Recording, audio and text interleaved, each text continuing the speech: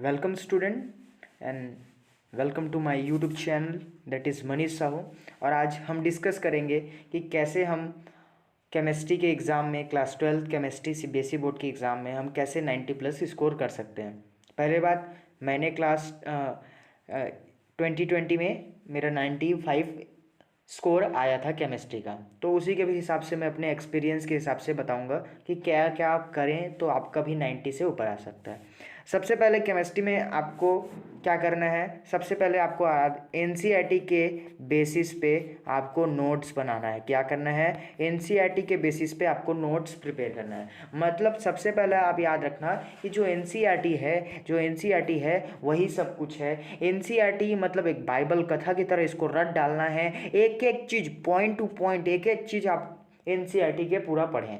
पहला रूल आप क्या करें, सबसे पहले है ना एनसीईआरटी।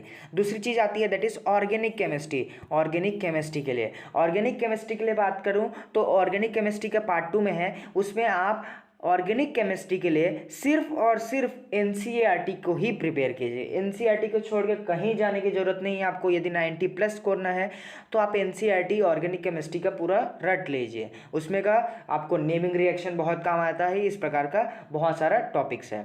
अब अपन लोग का बात करते हैं। पहले तो हो गया एनसीईआरटी, तो पहले लिख लेते हैं एनसीईआरटी।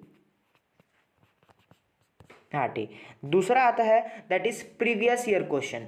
आप करीबन मेरे हिसाब से करीबन 5 साल का प्रीवियस ईयर क्वेश्चन प्रिपेयर कर लीजिए। 5 साल का प्रीवियस ईयर क्वेश्चन को आप क्या कर लीजिए, प्रिपेयर कर लीजिए। 5 साल के आप एनालिसिस कर लीजिए कि जैसे कि फॉर एग्जांपल आपका डीएनए ब्लॉक का आता है, KMnO4 का प्रिपरेशन, K2CR2 का, CR2O7 का प्रिपरेशन आता है। तो ये मतलब ये जो क्वेश्चन है ना, ये बोर्ड के लिए बहुत इंपॉर्टेंट है। मतलब इससे क्वेश्चन आना ही आना है।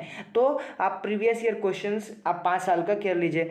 2 रूल हुआ, सबसे पहले एनसीईआरटी पूरा बाइबल की तरह पढ़ना है, एनसीईआरटी से नोट्स बनाना है। दूसरा, आपको 5 साल का प्रीवियस ईयर का क्वेश्चन आपको प्रिपेयर करना है। प्रीवियस 5 ईयर का क्वेश्चन को आप एनालिसिस कीजिए, किस प्रकार का ट्रेंड रहा है, किस प्रकार से किस क्वेश्चन को ज़्यादा वेटेज दिया जाया गया, किस चैप्टर को ज़्यादा वेटेज दिया गया। ये हो गया 2 रूल। तीसरा रूल बात करते हैं, बहुत इंपॉर्टेंट है तीसरा रूल। आपके प्रैक्टिस के लिए मॉक पेपर क्या होता है, मॉक पेपर आता है। मतलब न्यूली जो मतलब पैटर्न के बेस पे जो सीबीएसई क्या निकालता है अपना, जो एग्ज़ाम से पहले कुछ एक सैम्पल पेपर निकालता है, सैम्पल क्वेश्चन पेपर। तो उसी के बेस पे आपको क्या करेगा, 5 साल का मॉक पेपर कर लीजिए। मतलब 5 नया मॉक पेपर इसको कर लीजिए। इतना में क्या हो जाएगा, आपका केमिस्ट्री पूरा एक आपके हाथ में रहेगा। दूसरी चीज़ आता है ना, ये तीनों चीज़ बहुत इंपॉर्टेंट है। सबसे पहले एनसीईआरटी के बेस पे नोट्स बनाना है। दूसरा चीज़ आता है आपका प्रीवियस ईयर क्वेश्चन। तीसरा चीज़ आता है मॉक टेस्ट पेपर। इतना कर लेने के बाद आपका केमिस्ट्री आपके हाथ में होगा।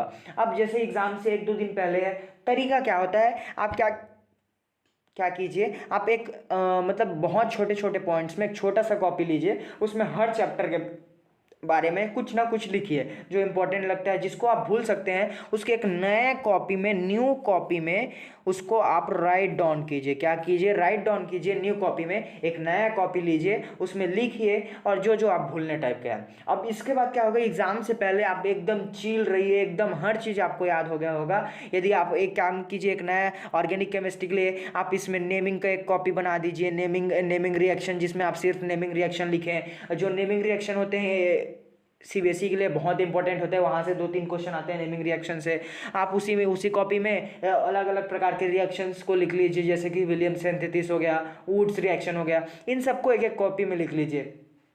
दूसरा चीज़ आता है, आप जितने भी रिएजेंट्स हैं उसको एक पेज में लिख लीजिए। ये सब बहुत इंपॉर्टेंट होते हैं। तो बेसिकली 3 रूल होता है 90 से ऊपर गेन करने के लिए।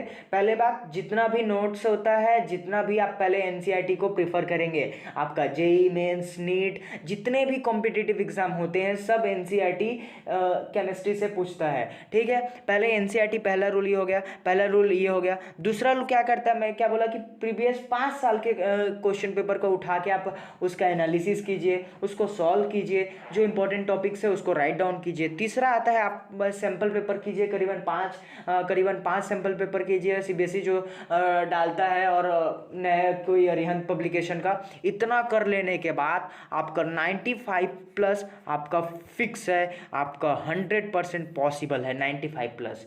तो ये कुछ रूल्स होते हैं, बस आपको फॉलो करना है। अच्छा, और मैंने क्या किया, मैंने जो तरीका क्या दिखा था कि मैंने स्टार्टिंग से ही पढ़ना स्टार्ट किया था। ये नहीं कि मतलब चलो एग्ज़ाम से पहले 3 महीने पढ़ता हूँ, ये नहीं। आप क्या कीजिए, स्टार्टिंग से रेगुलरिटी बनाइए, एक प्रॉपर रेगुलर आपका जो शेड्यूल है मेंटेन कीजिए। जो भी कुछ भी आपको ऑनलाइन क्लास में, आजकल तो कोरोना वायरस के कारण सभी ऑनलाइन, जो कुछ भी ऑनलाइन क्लास में पढ़ रहे हैं उसको रिवाइज कीजिए, क्योंकि रिवीजन बहुत इंपॉर्टेंट है। रिवीजन इंपॉर्टेंट है तभी आपको याद रहेगा।